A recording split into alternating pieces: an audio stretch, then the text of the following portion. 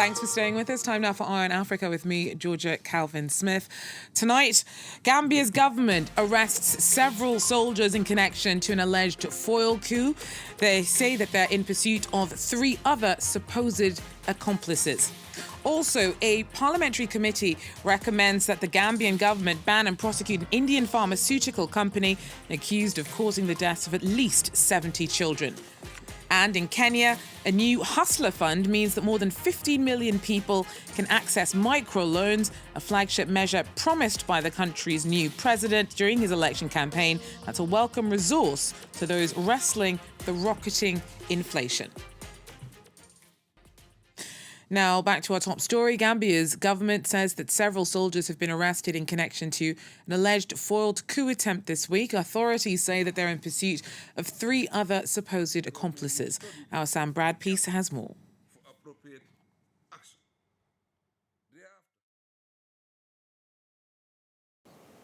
The 4 Gambian soldiers were arrested on Tuesday off the back of intelligence reports that they were preparing a coup d'etat. It's alleged that they were plotting to overthrow the president, Adama Barrow, who won re-election only last year.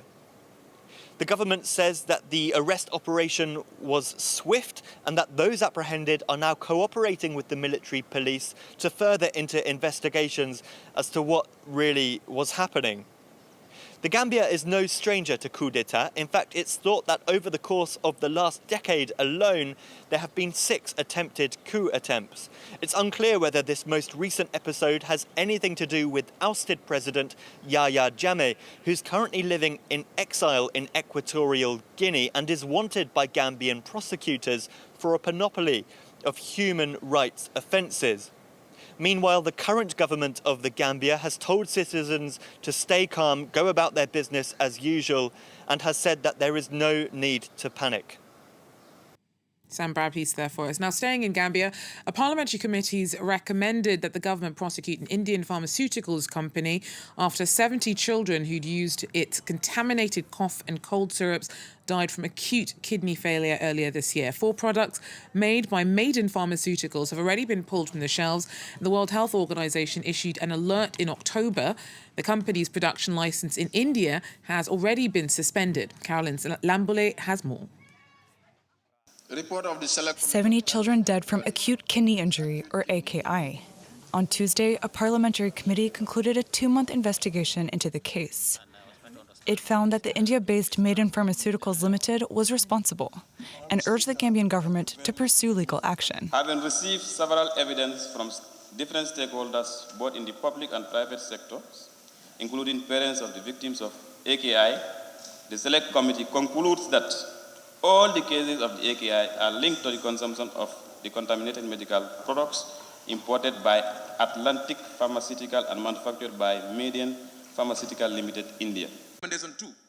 He said the actual cause of death was still being investigated by other government parties. In October, the World Health Organization said it had identified unacceptable amounts of 2 chemical compounds present in several syrups that had been exported to the Gambia. The compounds are toxic to humans and can prove fatal, according to the WHO.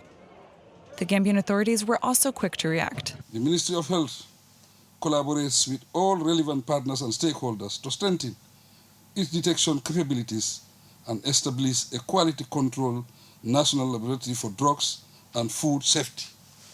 Last week, India told the WHO that test samples from the same batches that were sent to the Gambia had come out clean.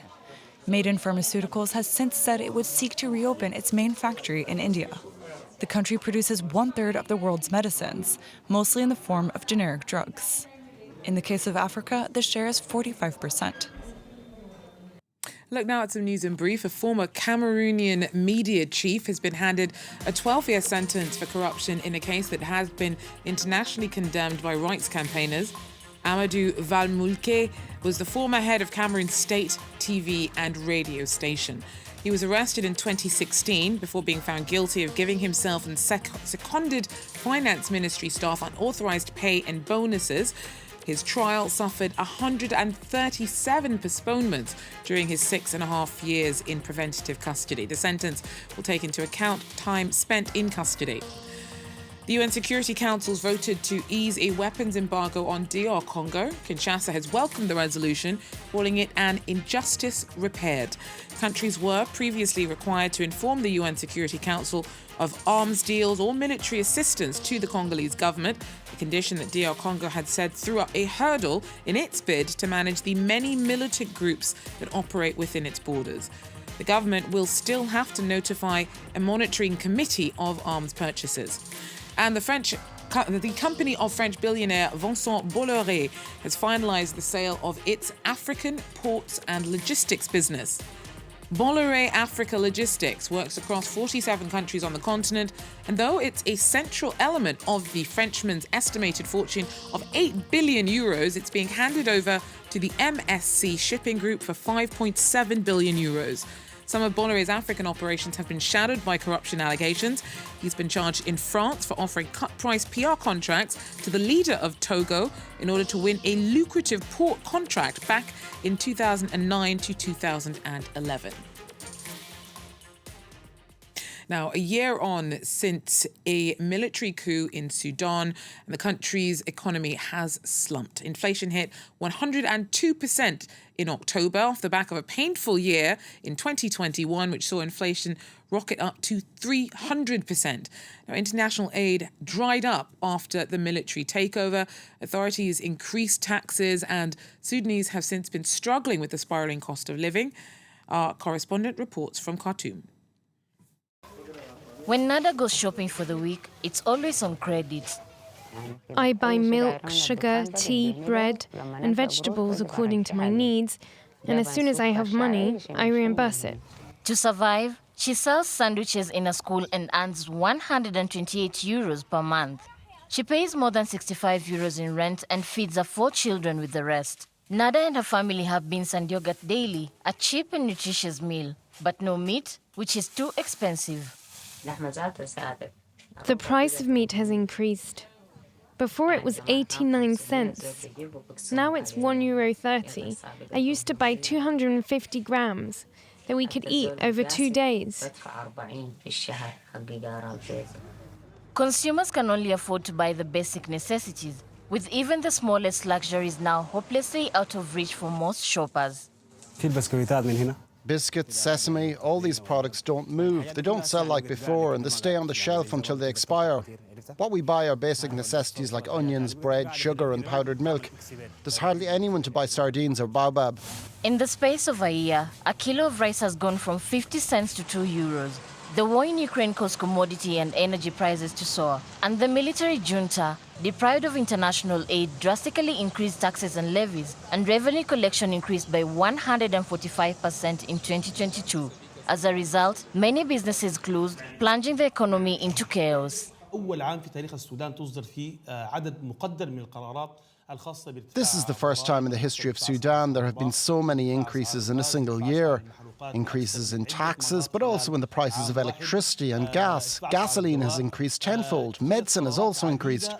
All these rises occur in an economy which is in recession. According to him, one possible way out would be to better exploit the country's natural reserves, including gold and arable lands. Gulf countries have also pledged to invest in the economy. In November, Saudi Arabia committed to an investment of $3 billion to help Sudan. While in Kenya, a newly launched Hustler Fund has meant more than 15 million people can now access microloans. The flagship measure was promised by President William Ruto during his election campaign and is a welcome resource to Kenyans wrestling with inflation. Our team reports. You dial *254#, then you press. It only took a few seconds for George to borrow money. A very simple process which allows him to pay part of his son's school fees. They gave me 600 shillings with the message is this one here, so which I'm supposed to pay then within 14 days. Borrowing in Kenya has until now been reserved for a wealthy minority. This new fund is a campaign promise from William Ruto to the hustlers, the middle and lower class people. 2 weeks after its launch, more than 15 million Kenyans have subscribed to it. But most received small sums, not exceeding 8 euros. They only gave me 900 shillings. So you know, when you are poor and you are being told that there is a loan there, the first thing is that you have to rush for it. Some are getting 500 shillings, some are 700 shillings. So it is money, but it can't help in terms of business. Despite the criticism, with an interest rate of 8% per annum, the offer is the most attractive on the market. According to this economist, the initiative could eventually transform the Kenyan economy.